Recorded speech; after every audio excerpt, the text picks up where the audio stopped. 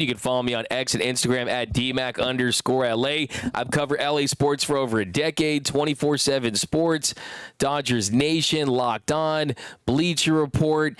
I also do NFL radio for Westwood One. And on today's show, we are breaking down the entire return from Luka Doncic to Dallas. Everything you need to see, all the clips, all the post-game reaction, everything that went down in Dallas. Some stuff you may not have seen as well. But if you're new to the channel, be sure to subscribe to The Big Lead. And it's the hottest stories in sports in less than an hour, all year long, Monday through Friday. And we're doing a lot of giveaways as well. We've got a giveaway where we're doing a Luka Doncic Lakers jersey. All you have to do to be eligible is subscribe to the channel, hit the notification bell, and comment Luka Magic down below, and you could win an authentic Lakers Luka Doncic number 77 jersey, perfect for the playoffs that are set to begin next week. So definitely subscribe to the channel. But let's get right into it. Luka Doncic making his return to Dallas after the trade that shocked the NBA world. You know it was going to be emotional. You know it was going to have some anger to it too from the Dallas Mavericks fan base. But how would it go down? Were there any surprises? Well, first let's start with Luka Doncic heading to American Airlines Arena. What was the walkout going to be like? What car would it be in? And it turns out Luka Doncic rolled up in a custom Hellfire Apocalypse 6x6. It cost over $200,000. It was a modified version of the Jeep Gladiator, has thermal and night vision cameras, a 5-blast train horn, and a nitrous kit. Here was Luka Doncic rolling up to American Airlines Arena in this car. I don't think it was an accident. I think this was intentional. He came ready for war. Luka roll up for the game. How about this? Little Jeep right here. An Apocalypse Hellfire 6x6. It's a big bucket baller move right there. He still got VIP parking in Dallas. Tossed his dad the keys, big game. Well, you know, as a visitor, I guess he still got VIP.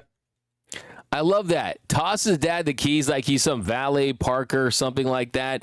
But no, Luka Doncic was ready to hoop. He knew this was going to be personal. He knew it was going to be emotional, and he was going to go out there and show this Mavericks organization that they had made a catastrophic mistake, that they have fractured their fan base, and there's a chance they've done permanent damage to a fan base that is angry, that has a lot of questions, and that wants to fire Nico Harrison for doing something that almost no GM would have done. That's trading a 5-time All-NBA player at the age of 25, entering his prime. And the first thing that stood out to me when watching this video tribute that I'm about to show you, the first thing that stood out to me was the length of it. It was long. How many clips there were. The triumphs, making it to the NBA Finals, being that great rookie that he was, putting together the career that was guaranteed a Hall of Fame bid at some point. The fact that they had this long of a video montage, and he's just 25 years old, that tells you everything you need to know. The idea of a 25-year-old getting a tribute video, that should tell you how insane this trade was. But here, check out Luka Doncic watching that video tribute, the emotions that he was showing, and the fans reacting to Luka watching this video. Hey, my baby. How'd you like your coffee? Is it a little Kareem? Doncic pulls up, three-pointer. Bang! Bang! It's good! How you feeling, Luka? Amazing. Leading the bright palm, nipping at his heels.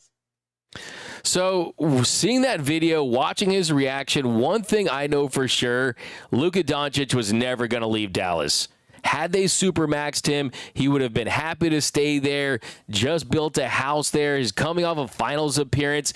He looked so comfortable there. He looked so happy there. Loved his teammates, loved people within the organization, but the Mavericks thought otherwise. And just having this video there, it really made me feel like your high school sweetheart that you thought you were going to get married to, you graduate and maybe you go to the same college, and you have 7 great years together. You travel through Europe. You have all these great anniversaries and Valentine's Day. Maybe you're going to have kids and get married, and you have this bright future together, and you don't want to leave her. All of a sudden, she dumps you, and then she sends you a video montage of all your great memories as a big F you, a compilation of all those memories they have together. And fortunately for Luka Doncic, he leaves that high school sweetheart and he ends up with a supermodel in the Los Angeles Lakers. It just felt weird.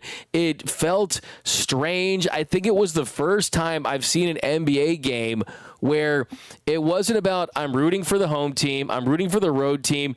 The entire fan base there, 20,000 fans, and the entire team for the Lakers, you were rooting for Luka Doncic. You were rooting for the Mavs. You were rooting for the Lakers. You were rooting for Luka Doncic yesterday. And here's him continuing. Here's another shot of the emotions that he was showing during that video tribute.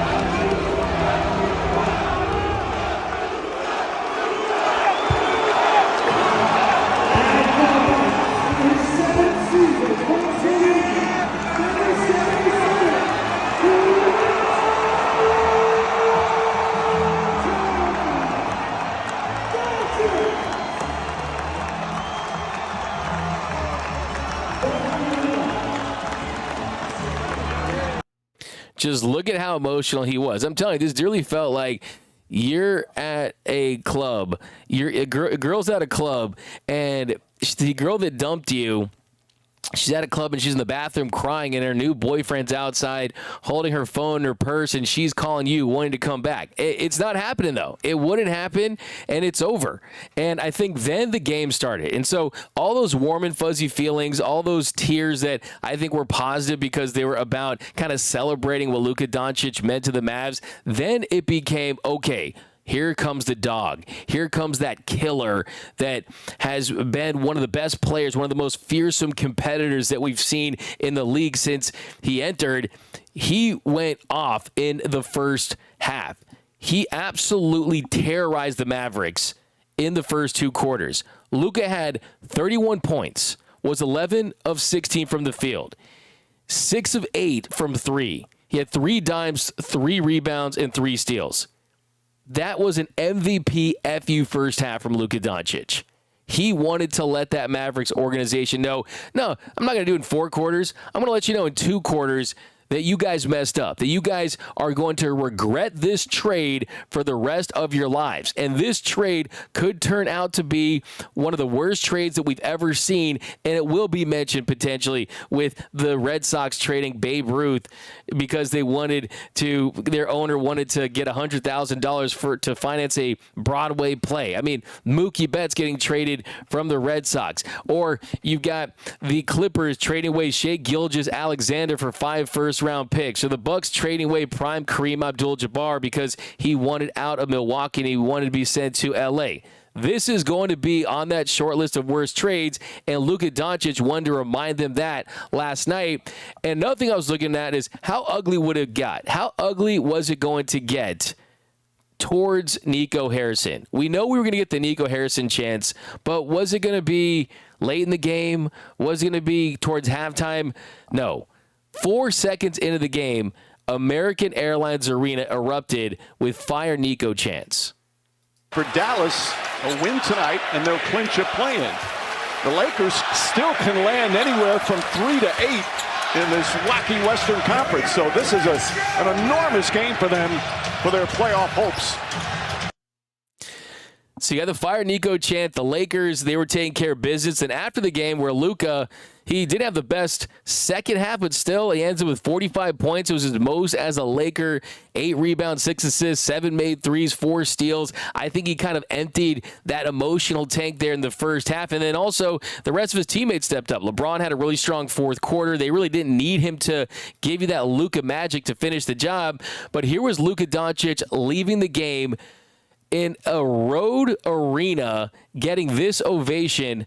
Wow, he just cooked your team. Luka straight up filleted your team, and you have 20,000 strong showing him love as he leaves the court. Of the game.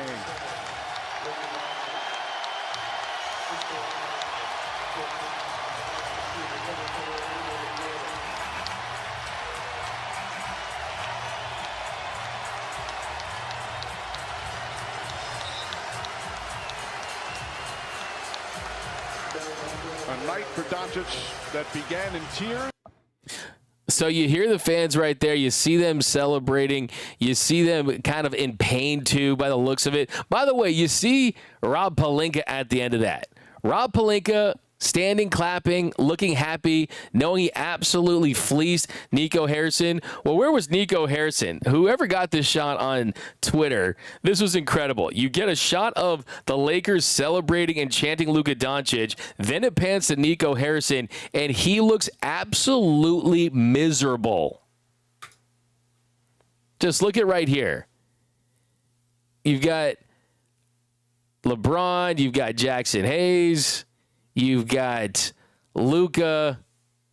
He looks gassed. And then you pan over. Oh, where is he? There he is. Absolutely. Hello, darkness, my old friend. Just absolutely miserable as the whole crowd, including the Lakers, chants Luka, and then Luka acknowledges it. Here's another look at his fans chanting Luka and his teammates.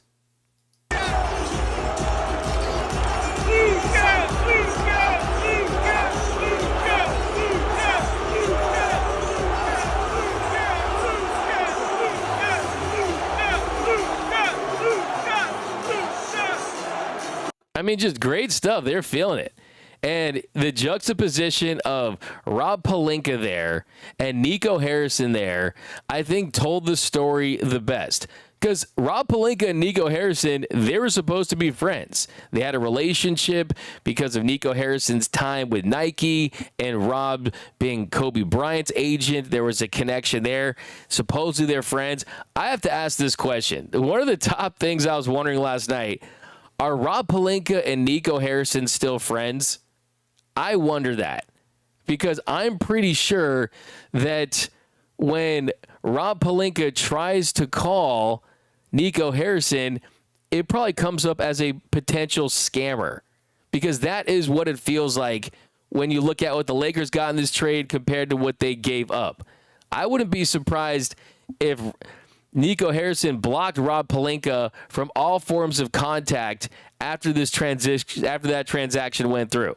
If I was Nico Harrison, I'm calling my credit card company and I'm trying to dispute that transaction at this point, saying that it was a fraud, because that is how one-sided this deal feels at this point.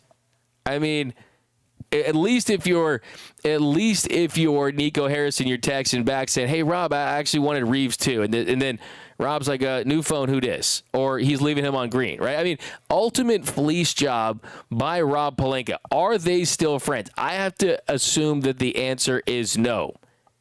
But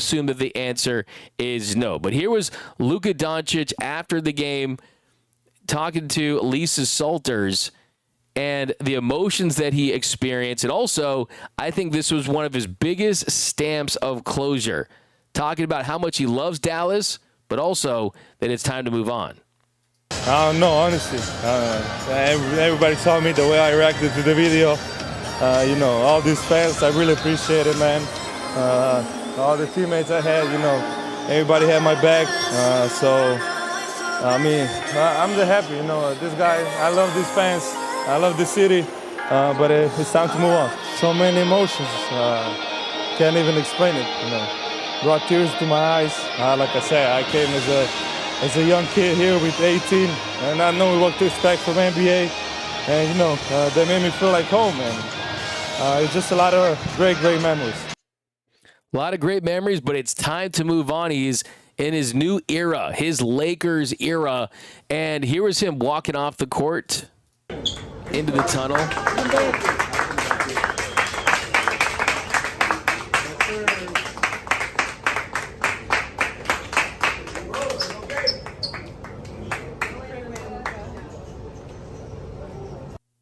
He hugs his girl. He high-fives Rob Pelinka. The Lakers are supporting him. That felt very different than when Michael Finley tried to rip the beer out of his hands last year during the playoffs. I think there's an organization that says, hey, you're not a boy here. You're a man, and we respect you because of it. I don't think they did in Dallas. I think they treated him like a kid, and he was definitely not that. And I think that was evidence there. But here was Luka Doncic talking about the emotions before the game, leading up to it, and everything that transpired during that video presentation. Well, it was a little bit of both, happy and angry, but, it's nice to see some familiar faces here. I spent a lot of times with them. But like you said, it was a lot of emotions. When I woke up, I was tired. I ain't gonna lie, I didn't sleep much. I was excited about this game, and I really appreciate the fans, the way they reacted to me. So you appreciate the fans. He was definitely a little angry, a little bit, it felt like. And here was Luka talking about his teammates and how big it was to get their support.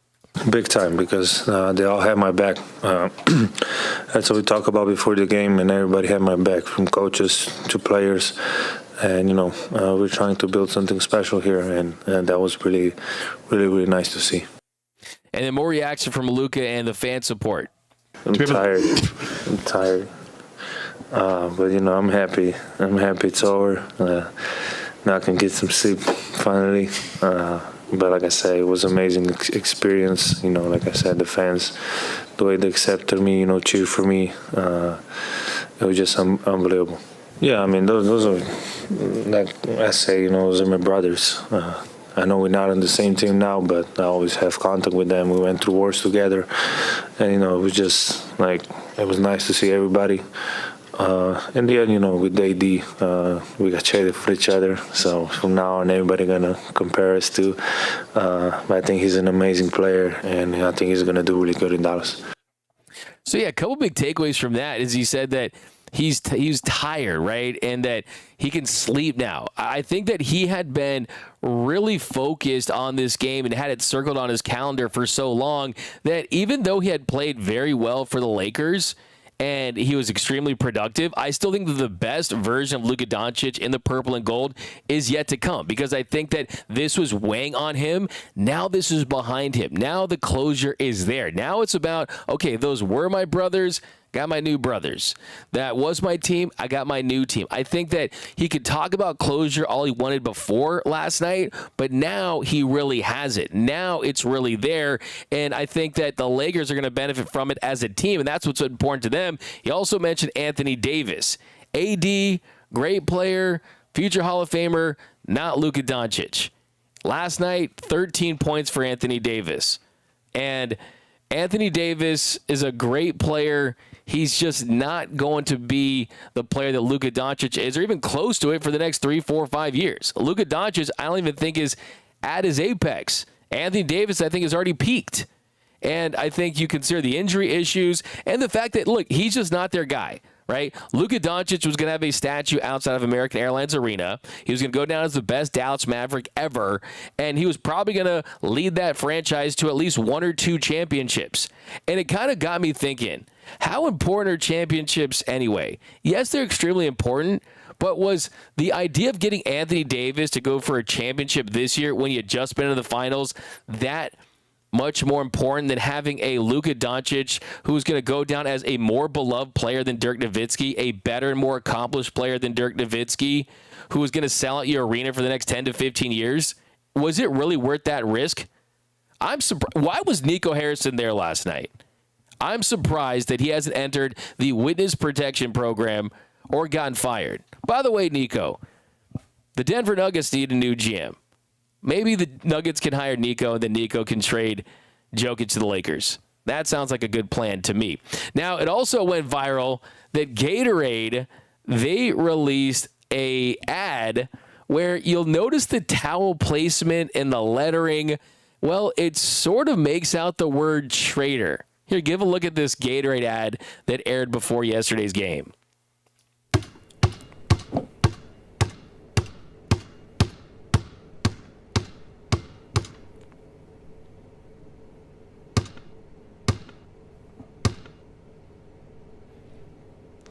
So it said, no love lost, only sweat. The look in his eyes, like, I think that had to be something. It had to be something. It was clever. It was strategic. The fact that Luka was down for it, I think, says a lot because he's been a class act. He hasn't bashed the organization or anything like that, but a little jab like this, I think, was well played by Luka Doncic. But it's over. It's time to move on. And now the Lakers can focus on having a Luka Doncic and a team that has clinched the playoffs. So after beating Dallas last night, 112-97, the Lakers have officially clinched a playoff berth. It's the first time that the Purple and Gold has done that and avoided the play-in since 2020. Think about how insane that is. The Lakers had played in the play-in 2021, 2023, and 2024. They did advance, but they had to go right into a tough playoff format and playing a tough opponent, a top-seeded team. You can't have that if you want to have a deep run in the NBA. The NBA history tells us that. Outside of the 95 Rockets, who won as a 6 seed, it's unlikely to make deep runs if you're lower than a 4 seed. It just does not happen. The NBA isn't the parity league. It isn't. If you want that, find another sport. The best teams win in the association. The teams with the MVPs, the All-NBA players, the best talent, that's who wins in the NBA. Teams with the best record. You're not going to find that. This ain't no Cinderella league. Okay? It's not how it goes down the association. Now, Lakers, they put themselves in a spot after last night's win, having the tiebreakers, the Nuggets, the Warriors. They are looking at the 3 seed in the Western Conference. And J.J. Redick, he's now won 49 games in his first year as the Lakers head coach. This is the team's best record since the 2020 season where they went on to win an NBA championship. And the biggest thing for me is by making the playoffs like they have, 1, you avoid that play-in game. 2, you get extra rest when you have a veteran-laden team with some players that are banged up. And 3, now teams out there, to beat the Lakers, you have to beat LeBron James, Austin Reeves, and Luka Doncic 4 times in a 7-game series. That is not going to be an easy task to beat those guys, that big 3. In their last 15 games, Luka has averaged 30, LeBron 23, Reeves 25, 7 assists for Luka, 7 for LeBron, 4.8 for Reeves. I mean, you're looking at 3 bona fide stars that can give you over 20-plus points. LeBron's never had a third option that's averaged over 20 in a season. Bosh didn't do it, and Love didn't do it. So you get a rested LeBron, a motivated Luka.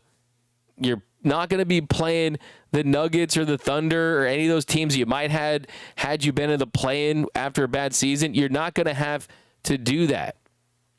And you also look at where the Lakers are at right now. I mean, you can get some rest. You can rest guys against Portland potentially. So this Laker team is in a great spot heading into the playoffs. They've got enough talent to make noise. You got elite players. You got a franchise that is known for winning championships. So I think you have to feel really good about where the Lakers are at. And I think that it would be consistent with what we've seen from this team. I mean, you saw the first year they traded for Pau Gasol, and you paired Pau with Kobe Bryant. They made a run to the finals that first year. If it weren't for Kobe's bone spurs, maybe they win a championship in year 1. And I think last night was a really good indicator of the kind of LeBron James that you're going to get. because a lot of people might not know this, but Luka Doncic did not lead the team in fourth quarter scoring last year. It was Kyrie Irving. Last year, he got a lot of buckets, just like last night. Got a lot of buckets first half, third quarter. He scored 45 yesterday. 31 came in the first half. Well, that allowed LeBron to keep some left in the tank. And LeBron was the closer last night. LeBron scored 13 points on 6 of 10 shooting in the fourth quarter. That carried the Lakers in that final quarter. Luka closed it out. He did have 7 of his points late there to cap it off for sure. But I think that Luka carrying this team scoring-wise for long stretches. Austin Reeves carrying this team scoring-wise for stretches. That is going to allow you to have that LeBron James that's not settling for bad three-point shots. You need a LeBron that can still attack, a LeBron that can draw fouls, LeBron that can create. Because that, I think, has been the downfall of this Lakers team is a gassed 38, 39, 40-year-old LeBron last couple of seasons that just doesn't have enough to close.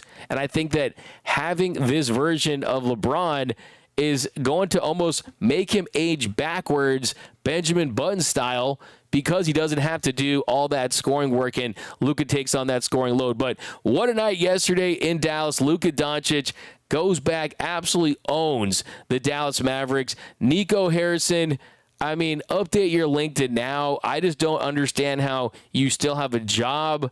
The tact, I mean, is this just because a billionaire owner in Dallas didn't get his way? Maybe that is the case. Maybe that he's the fall guy for a bigger picture if you want to put your tinfoil hat on. But if it's true and he is the reason why this decision was made, it's going to be a black stain on his resume forever. And this is going to be what he's talked about on his tombstone. Nico Harrison, guy who made one of the worst trades in history, guy that traded Luka Doncic.